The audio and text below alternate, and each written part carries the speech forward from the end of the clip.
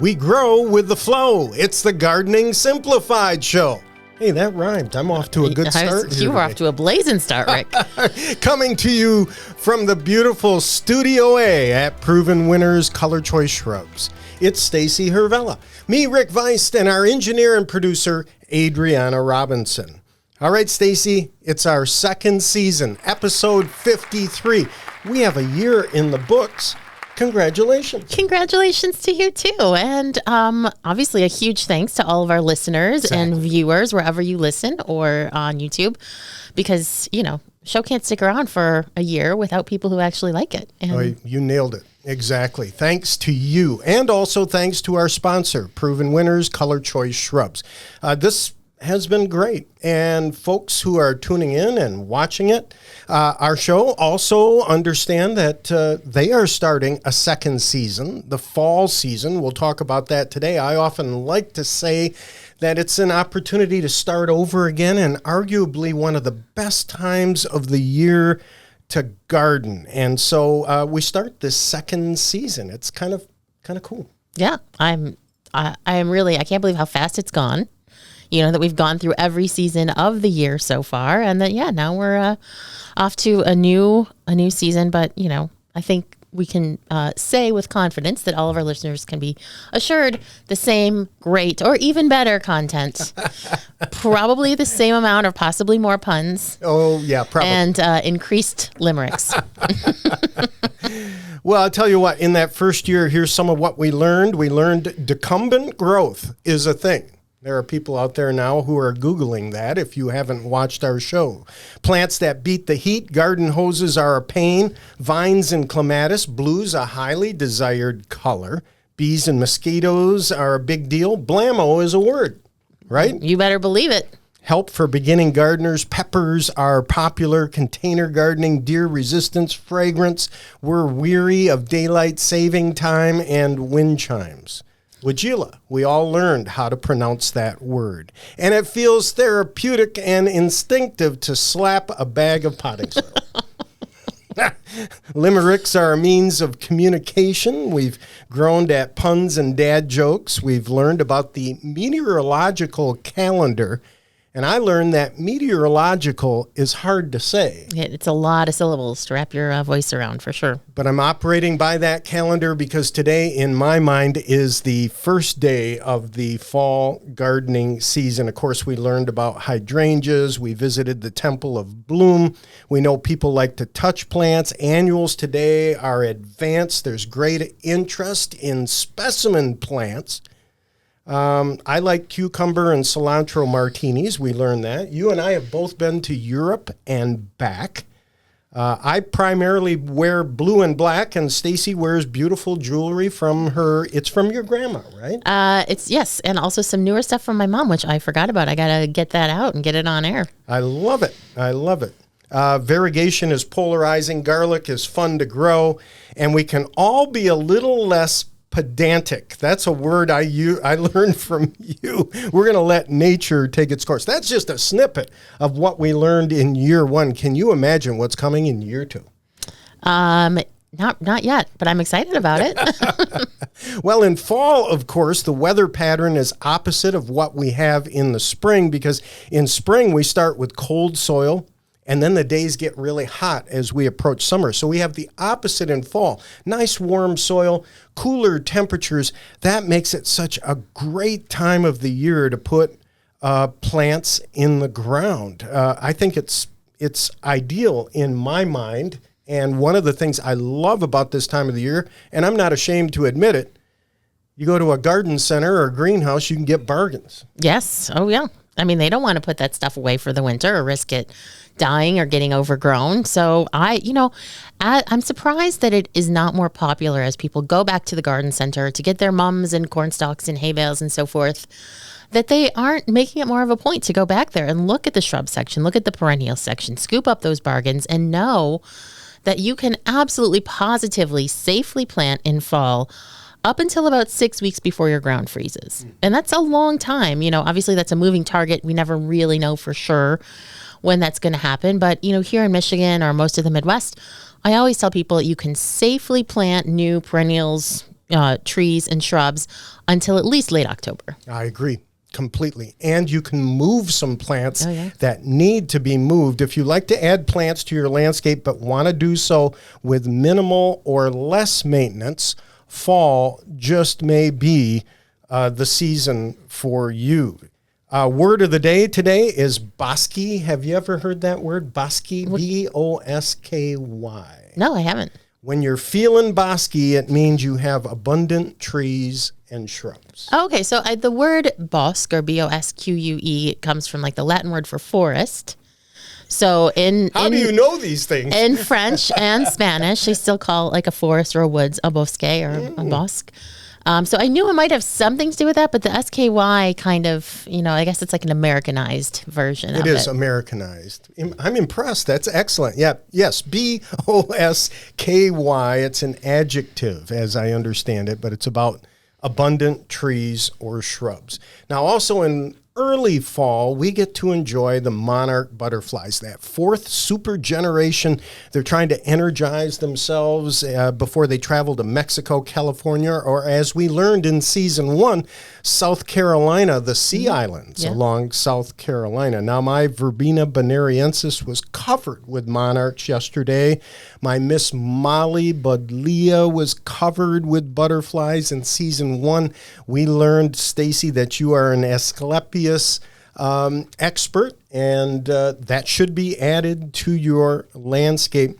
But today also I was thinking about drive-by botany, Joe Pye weed. So any of the eupatoriums, the hardy ageratum, which I believe is in the aster family, and they will cluster around them. Am I correct in that? Oh, yeah, definitely. Yeah, and so these butterflies and planting for that, for next year, do your planning and plan for it, because that fourth generation needs the energy of the flowers that we put in our landscape and our garden, and there are so many great ones. Now, a roadside weed, ironweed, is fun to watch at this time of the year also. I'm looking at the botanical name here, and it says Vernonia, if you want to look it up. But it's ironweed and bright purple flowers. Beautiful. It's such a beautiful plant. And it's one of those ones that I think once you know what to look for, you start seeing it everywhere. Yes, exactly. Once you have picked it out along the side of the roads, it is tall. And you might think, oh, it grows by the side of the road. It's not a garden-worthy plant, but it absolutely is. It's a fantastic plant for gardens. It has a strong architectural presence, really handsome foliage, and the color of those flowers is really, really stands out in the landscape. Yeah, I'm glad you brought that up, because I have a neighbor who's very much into pollinator and butterfly gardening, and she has ironweed in her landscape. It's just not. It's not only just a ditch weed. It is a beauty. Solidago also, or goldenrod. It's a herbaceous perennial, also in the aster family. Proven Winners has a Solidago named Little Lemon, and it's sometimes confused with ragweed and wrongfully accused of bearing that wind-borne ragweed pollen that causes allergies and just because it's showy. So the ragweed blooms at the same time, and people say, oh, my allergies are going crazy. Must be that yellow thing that all of a sudden I see everywhere. But that is just not fair to Solidago, because it is a marvelous plant, just beautiful. And, I was driving last weekend along the highway, and there's just miles and miles of it, and it's glorious. It is bright and glorious. Love it. So our second season starts today. Your second season starts in the garden. Fall is for planting. Throughout the course of the next few months, we'll talk about the fact that it's a great time to control weeds, especially familiarizing yourself with winter annuals. It's the perfect time of the year to control weeds. Of course, many of the plants in my landscape are eligible for frequent flyer miles. I've moved them so many times. Change my mind, move them around, and this is a good time of the year to do it. And then, of course, here in the Northern Hemisphere, before winter arrives, good time to take your houseplants outside, maybe repot them, some fresh potting soil. There's a lot of things in our job jar and on our work list for fall. And isn't it great? Because I love being outside in fall. It's such a great time to be outside. And for an added bonus, you get all that monarch and hummingbird action, too. Exactly.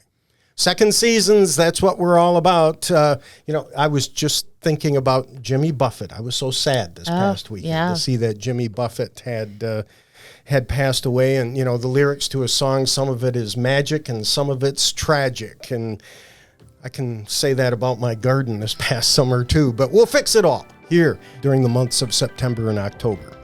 Plants on Trial coming up next here on the Gardening Simplified Show.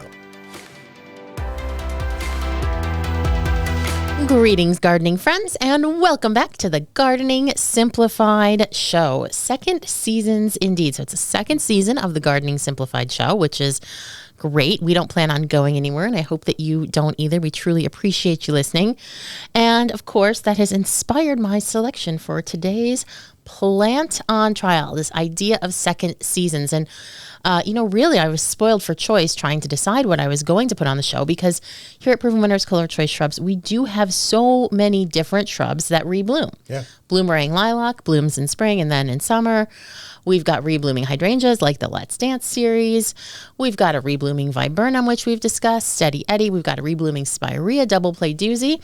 But there is another reblooming shrub in our line that has not yet, to my knowledge, come up on the Gardening Simplified Show. It's true. And that is Perfecto Mundo azalea. Fantastic. And people, Stacy, love azaleas. People do love azaleas. Now, I do want to say right off the bat, azaleas are something that often confuse people because, yes, you can absolutely grow azaleas here in Michigan. They're very common as a landscape plant. But Perfecto Mundo is a reblooming azalea. And generally speaking, the reblooming azaleas are not as hardy as the regular azaleas that people grow in their landscape here in Michigan. And the reason for that is because the genetics, the parentage of the plant that contributes that reblooming performance is actually from a more tender azalea. Okay. So generally they have not, as breeders have worked harder and harder on reblooming azaleas and put more effort into it, they have not yet been able to overcome that tenderness that one parent that brings in the reblooming is contributing. So generally speaking, if you're not, you're sitting there going, hey, reblooming azaleas sound great. Why don't I have one? Why don't I know about it? It might be because it won't grow well in your area. So most reblooming azaleas are hardy to USDA Zone 7, 6B, and the Perfecto Mundo series is really no difference. It does survive for us here in West Michigan. But usually that's not so much a function of our temperature, but because we have reliable snow cover during the hottest part, or not the hottest part, the coldest part of the year. So then they have that kind of like puffy jacket on when the really, really cold weather comes. So that's why you could be, say, in Missouri going, well, shoot, I'm a Zone 6B. I'll bet I can grow that. And you might not have as much luck as someone like us. So it is something to keep in mind. This is one of our plants for probably some of our more warm climate listeners. But even still, you can enjoy their beauty because they are super colorful. And I picked Perfecto Mundo Double Pink to cover today because it was actually the first of the Perfecto Mundo azaleas that we introduced. And it's really a classic pink, very, very nice color, goes with just about everything.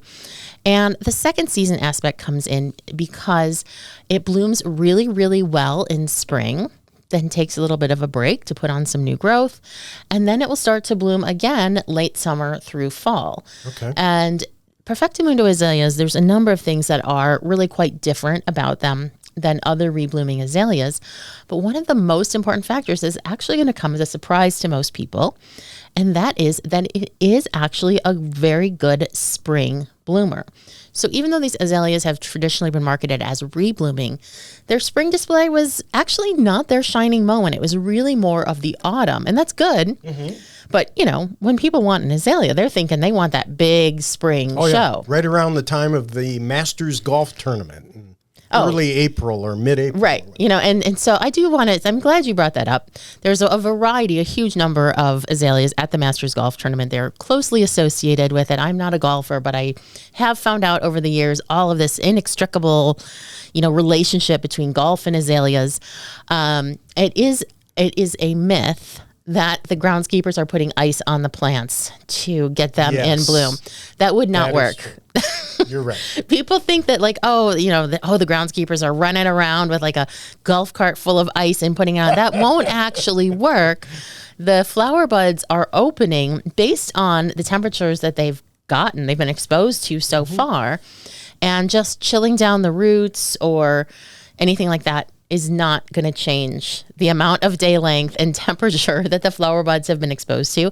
And they definitely can't put the ice on top of the plants because the flower tissue is so sensitive that it would immediately blacken. So whatever you have heard or theorized or believe about ice on the azaleas at the Masters, it's not true. So you can tell your golfing friends that when you're waiting around for your turn on the next hole. But anyway, it's a mulligan. Yeah. But anyway, these Perfecto Mundo azaleas do bloom really, really well in spring. And then again, they take that break and they bloom just as well in fall. And that's just one of the things that really make them different. These plants came to us from a person that I have spoken about many, many times on the show over the past year, and will continue as the show goes on. And that is Dr. Tom Rainey from North Carolina State University. He is truly one of our most innovative plant breeders, really just genius level art and science and the combination of the two to develop these new plants. And to develop these reblooming azaleas, he was really working hard. Obviously, like I said, everyone wants to get that hardiness in.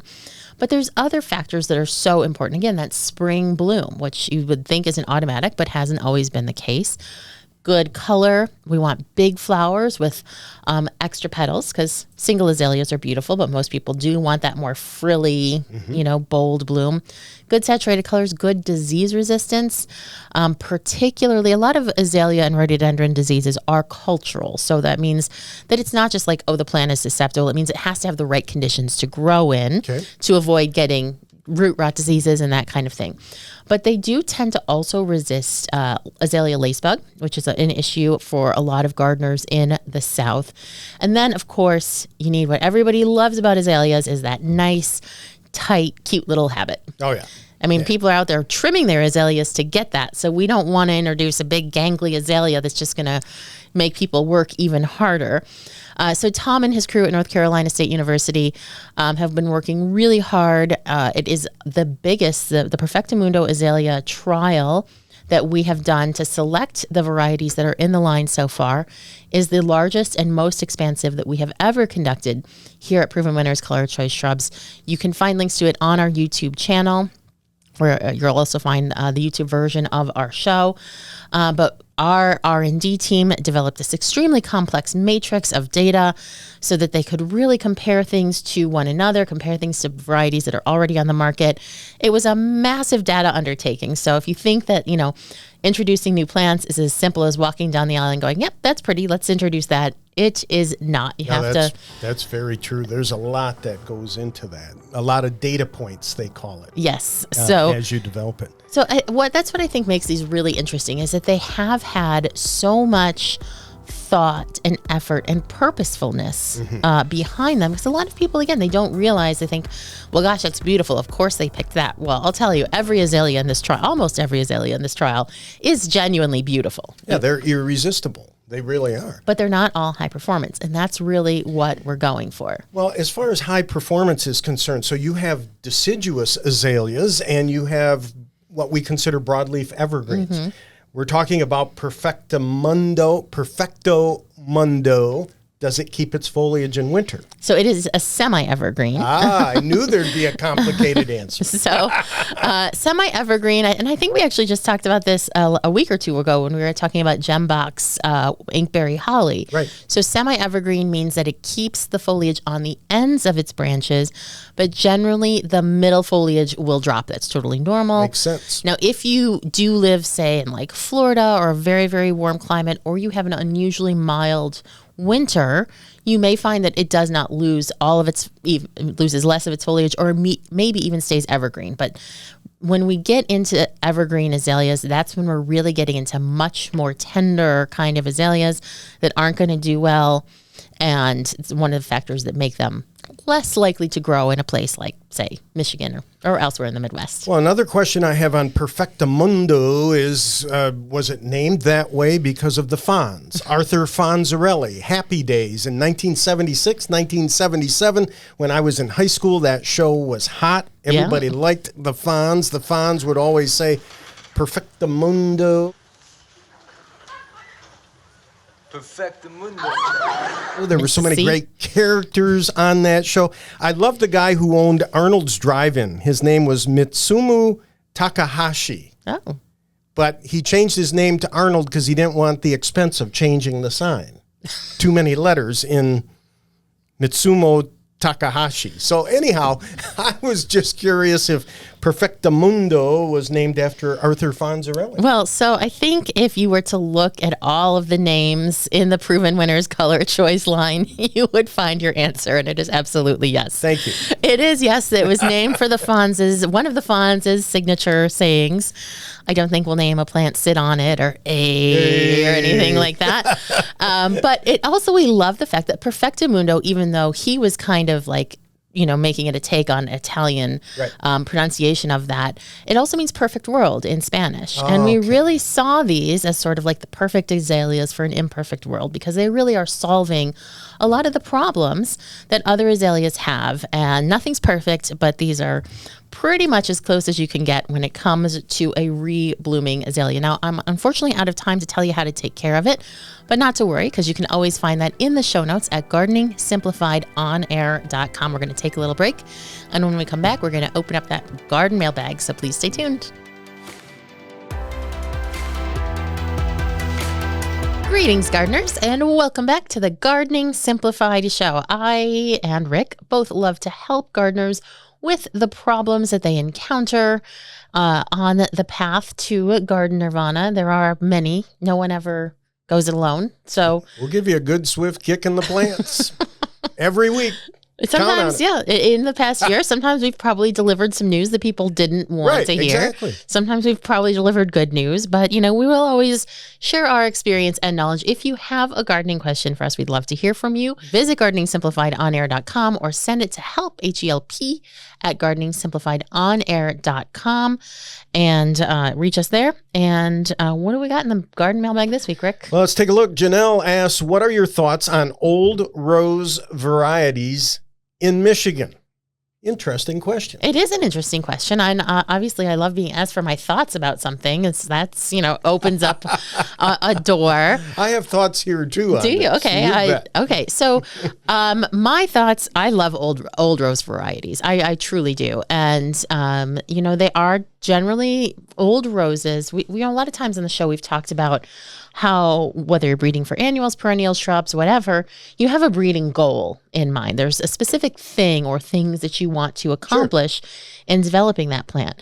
And the breeding goals for old roses were completely different than the breeding goals for roses over the past, 30 years or so.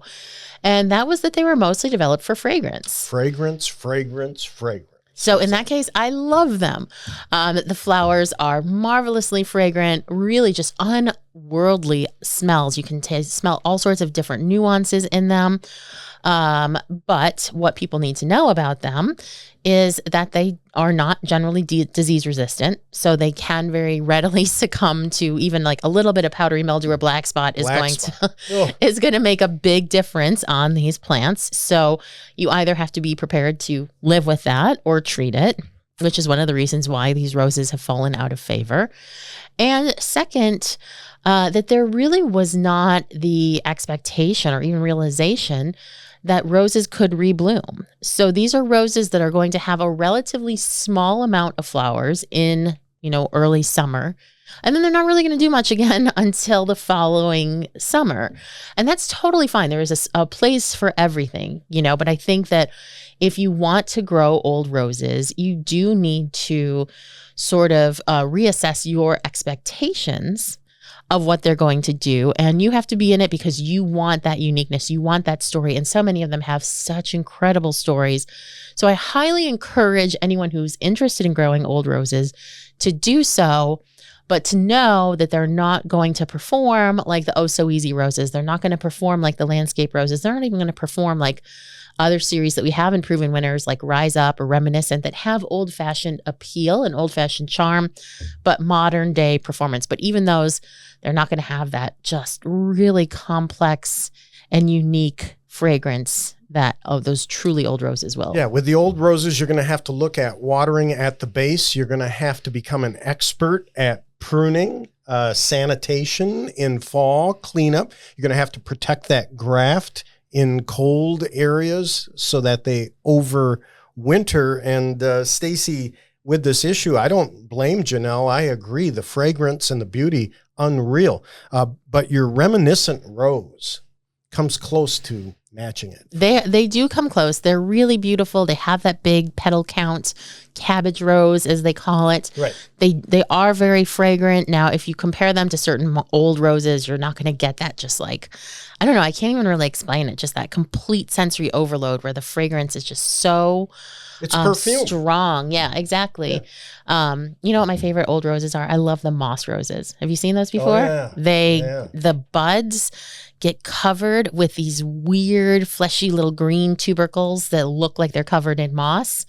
And then that flower just explodes open and the fragrance is amazing. And they're a conversation piece. But again, they're not going to perform like that landscape rose. So it's just important that people understand what they're getting and are choosing to grow them based on that story, based on them having that great story, based on having that amazing history, and being content with, perhaps 10 to 20 flowers a year instead of 10 to 20 new flowers every single day like you'd get with a landscape rose. Maintenance issues, exactly. Edward has 2 questions. I bought a few different paniculata hydrangeas in quart size, live in Zone 4, Minneapolis, Minnesota. I'm naturally concerned that because these plants are so small, I should cover them up for winter. I was thinking we should cover them with styrofoam domes or something similar so they don't get crushed by the snow. And then a separate question, can you discuss sun requirements for Incrediballs? Yeah, so Edward, this is a great question. And panicle hydrangeas are some of the hardiest hydrangeas out there. They're hardy to USDA Zone 3.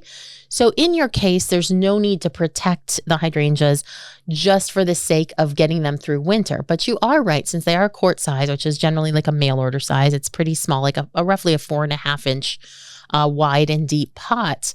Absolutely. Snow can crush them. It's such a small plant, is like a little snack for a rabbit hopping around out there. Mice can girdle it. So it's a good idea to give them that extra layer of protection until they get a little bit bigger, and then they'll be perfectly fine. So I think those styrofoam cones, which they actually sell for roses, would be perfectly fine to just, get and set out there. You can even use something that you might have, like a plastic garbage can or something like that, if that's easier. I just think that it's super important to poke ventilation holes in the styrofoam cone. Super important. And Edward, my recommendation here in windy West Michigan is make sure it's seated well on the soil so a mouse can't get underneath it. And then when we get those windstorms, you know what I do? I get a Sharpie marker and I write my phone number on it. And then my neighbors collect them for me. Oh, that's nice. And you could do the same in Minneapolis. I'm sure you have lots of nice neighbors. Yes, Minnesota nice, right? So yeah, maybe weigh it down with some soil as you're securing them down or something like that. But you do want to keep them in place.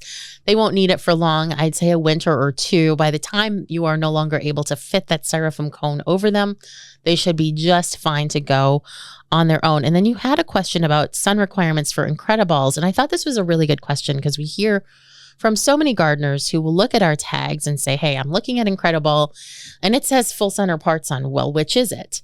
And the answer is it really depends on where you live. Our tags go on plants all over the country. And so we don't know if you're buying it in Minneapolis, Minnesota, or if you're buying it in Arkansas.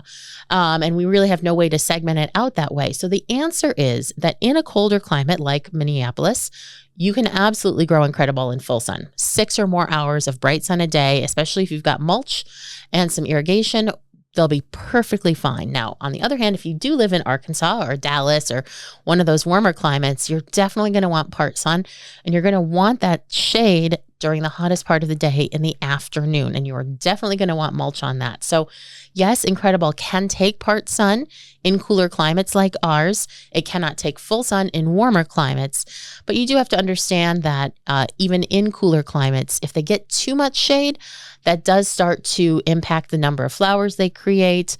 The stems might not be as strong because they're kind of reaching more for the light, but they can grow, they'll live, and they'll look pretty good, but they'll be happier if they get at least some sun each day. Great questions, Edward. Thank you very much. Ashley writes to us about a struggle with containers, realizing the soil in the containers isn't absorbing water. And Ashley did a little research and said, I think I have hydrophobic soil. What's the deal? What do I do with that? You know, I thought this was such a good question because it's something that is very apt to happen. It doesn't always happen. And the reason that this happens is because potting mixes that you'd use in a container are very high in peat moss. And peat moss is naturally hydrophobic. Exactly. And then once it loses its moisture, trying to recharge exactly. So that means it's very difficult to re-wet once it dries. And one of the things that can happen, especially in a container, is that surface starts to dry out and then nothing can get through it. But there are a couple of things that you can do to re-wet it. So number one, you can just try kind of, if you can get in there, you can just rough it up with your fingers to try to get, increase that surface area. You can also put a drop of dish soap in a watering can. So not like a ton of water, but just a little bit of water. Put 1 drop of dish soap and that will actually break the surface tension. Interesting. You can also use warm water, and that warm water tip is a really good one, especially if you're working with potting mix or seed starting mix in spring indoors. Warm water can really work wonders on re-wetting your peat. See, if I feel the water's running across the top surface and then down the sides of the pot because it's hydrophobic, I use a screwdriver. Oh. I just use a screwdriver and get your aggressions out and just and then jab water at it. And it's worked for me every time. So for there what it's worth, Ashley, there you go. The screwdriver method will also work. So lots Not of to drink, a screwdriver. Yeah. So lots of options there for resolving your hydrophobic soil. If you have questions for us, please reach out at gardeningsimplifiedonair.com. When we take a break, we're going to come back with branching news. So please stay tuned. Welcome back to the Gardening Simplified Show. It's time for branching news. And right off the bat today for branching news, wanted to mention a limerick to celebrate the event. But prior to that, I'm kind of excited about the fact that we are now on Instagram. Also. Heck yeah, we are. That's cool. I like it. Yes, it is very cool. And so the reason we created an Instagram account is, obviously we talk about a lot of things that where we're referencing pictures. Right. We also know that we have a number of followers who use Instagram, and we would love the opportunity to reshare your pictures as, to our audience as we grow that audience. So you'll find us on Instagram at Gardening Simplified Show. So please give us a like and let us know what you think, and we will continue to put content on there. You'll be able to see whatever plant we put on trial, things that we're sharing and seeing here in the trial gardens. It's going to be a little bit of everything, and I think it's going to be a lot of fun. And keep sending us your questions and your pictures, Gardening Simplified Show on air.com. And remember also that when you send us something, we, of course, are on YouTube also, and we may share that also on the YouTube version of our show. Yeah, because everybody loves to see what everyone else has got cooking in their gardens. Exactly. Now, a limerick to celebrate our first anniversary here on YouTube, radio, and podcast. Thankful for support we've amassed. 1 year is quite an accomplishment. We appreciate your acknowledgement. For us, it has been a blast. We know that we're a combo, that it takes some give and go. About weeds, hoses, deer, we have ranted on this show, that we have planted, and even the occasional blammo. Thanks for sending us a question and even the occasional suggestion. With little control or dominion, we still will share our opinion and try not to cause indigestion. So pardon the puns and prognostication and the occasional mispronunciation. We handled occasional controversy and made it to our 1 year anniversary still standing and dodged cancellation. So there you go. Oh, that's great. Thanks, Rick. Celebratory limerick. So are there certain things, Stacy, that you buy impulsively? Like regularly? Yeah, anything. Almost certainly, yeah. See, for me, I buy plants impulsively. I'm one of those people walking around the yard with a plant in one hand and a shovel in the other, trying to find a place to put it. I also am an impulsive buyer. I learned this about myself at bargain stores or secondhand stores or thrift stores, because I don't know, it's no longer impulsive, it's serendipity. It is it's like, well, if I don't buy this, it's not going to be here tomorrow. True. And it's really cheap because it's secondhand. So I kind of buy impulsively at thrift stores because it's fun just to go in there and poke around. Now, the most common impulse buys of 2023, according to a survey that we'll post on our website, number 1 on the list is clothing. Oh. Food is number 2 and household items number 3. Then shoes, takeout, books, toys, technology, and of course, coffee. Everybody buys coffee. But is it really an impulse buy? You're just like, oh, coffee sounds good, I'll have one. Not like, oh, I don't really need any, jujubes, but here I am in the checkout line, so I guess I'll get some. Good point. I don't know. You can buy an ointment for impulsiveness. It helps with rash decisions. Okay, so we'll post that for you. A community in South Florida has an adorable problem on its hands. Dozens of domesticated bunnies have overrun parts of Wilton Manors, a suburb of Fort Lauderdale. I've been there. 2 years after a resident let loose lionhead rabbits from their yard. They're real fluffy. They're so cute. And they're adorable. Exactly. They probably don't like Florida. And right. They have a lot of fur. Right. The neighbors, the residents are basically divided. Some allegedly threatening to shoot the bunnies and others trying to save the bunnies or let them roam free. But you're right. The animals, which are prone to heat stroke, have been digging holes in the ground to escape the oppressive heat and the irritation of some residents. So, I have had a pet rabbit before. There are so many misconceptions about pet rabbits. They are not like hamsters. They're more like a dog or a cat, but you can't leave them alone for a weekend.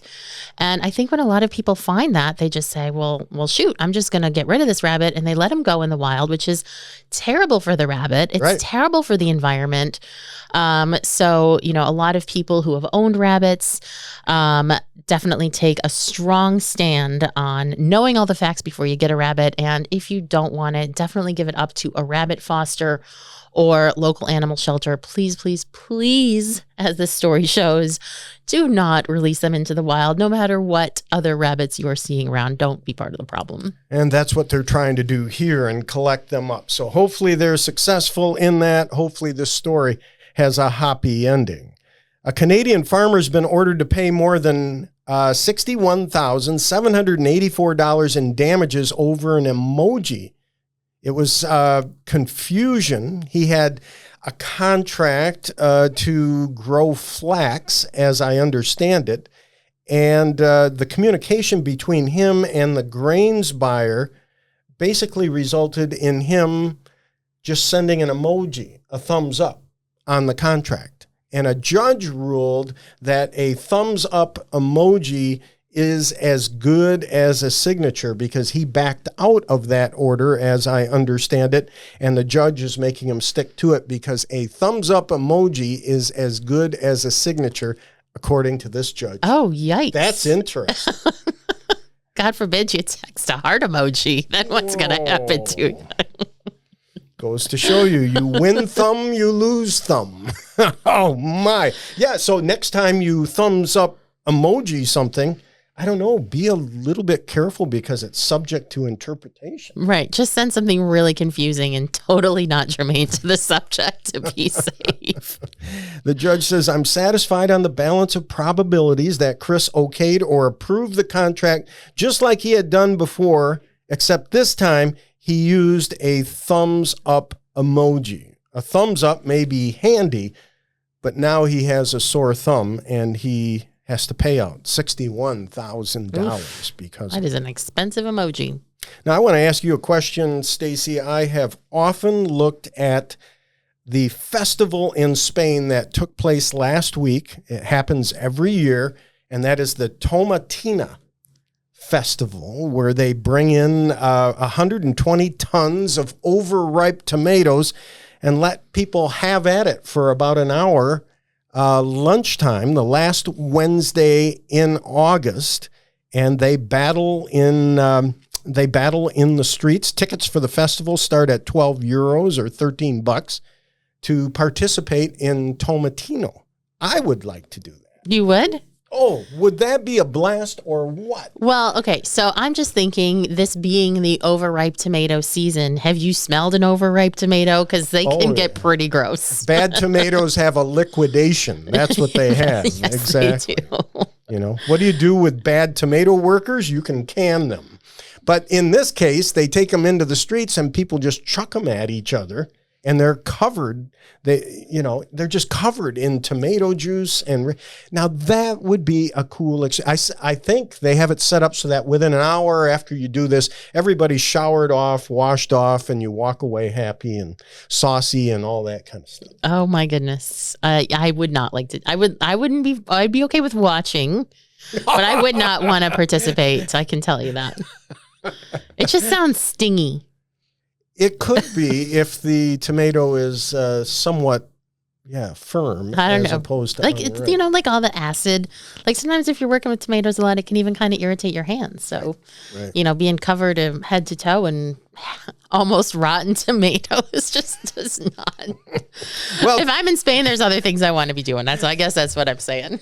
Tomatina is on my bucket list. Stacy, we want to thank our listeners, our viewers. Again, we are on radio, we podcast, and then, of course, we are on YouTube. Yep. You get a lot of bonus footage on YouTube. Adriana puts in pictures of plants on trial and other fun little things. So the YouTube people have like a totally different experience. So if you listen to us on podcast or radio, swing over sometime. Check us out on YouTube, too. We'd love that. And you can see what it is we do here on the Gardening Simplified show. Happy 1 year. We start year number 2 and enjoyed doing the show with you today. Stacy, look forward to our next one. And of course, thank you to Adriana Robinson, our engineer and producer. Have yourself a great week. We'll talk to you again next week here on the Gardening Simplified show.